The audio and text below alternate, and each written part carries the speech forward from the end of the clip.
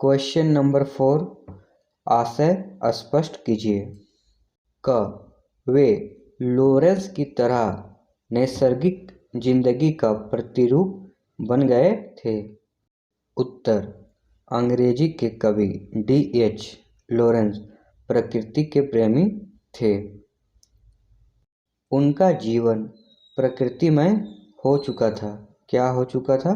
प्रकृतिमय हो चुका था। उन्हीं की भांति सलीम अली भी स्वयं को प्रकृति के लिए समर्पित कर चुके थे। यहाँ तक कि वे स्वयं प्रकृति के समान सहज, सरल, भोले और निश्चल हो चुके थे। क्या हो चुके थे? स्वयं प्रकृति के समान सहज, सरल, भोले और निश्चल हो चुके थे। यहाँ नैसर्गिक जिंदगी के प्रतिरूप के दो अर्थ हैं। फर्स्ट, प्रकृति में खो जाना, प्रकृतिमय हो जाना। क्या हो जाना? प्रकृति में खो जाना या प्रकृतिमय हो जाना। दूसरा, प्रकृति के समान सहज, सरल हो जाना। क्या हो जाना?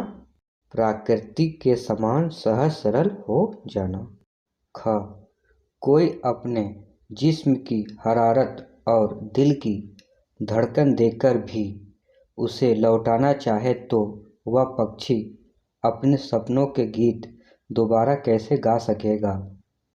उत्तर, लेखक कहना चाहता है कि सलीम अली की मृत्यु के बाद वैसा पक्षी प्रेमी और कोई नहीं हो सकता। सलीम अली रूपी पक्षी मौत की गोद में सो चुका है।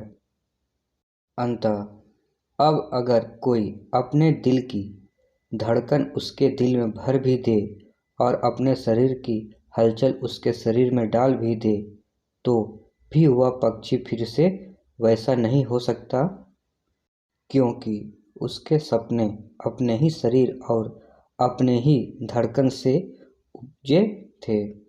अगर कोई अपने दिल की धड़कन उसके दिल में भर भी दे और अपने शरीर की हलचल उसके शरीर में डाल भी दे तो भी वह पक्षी फिर से वैसा नहीं हो सकता, क्योंकि उसके सपने अपने ही शरीर और अपने ही धड़कन से उपजे थे।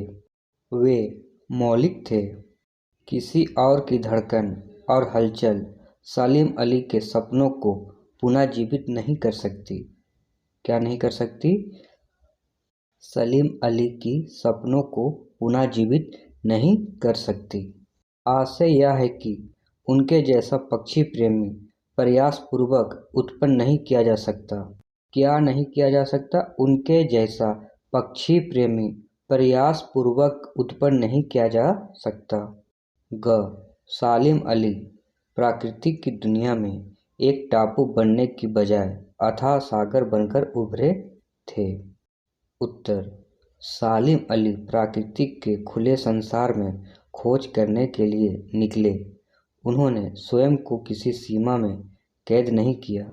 वे टापू की तरह किसी स्थान विशेष या पशु पक्षी विशेष से नहीं बन गए। उन्होंने अथाह सागर की तरह प्रकृति में जो जो अनुभव आए उन्हें संजोया।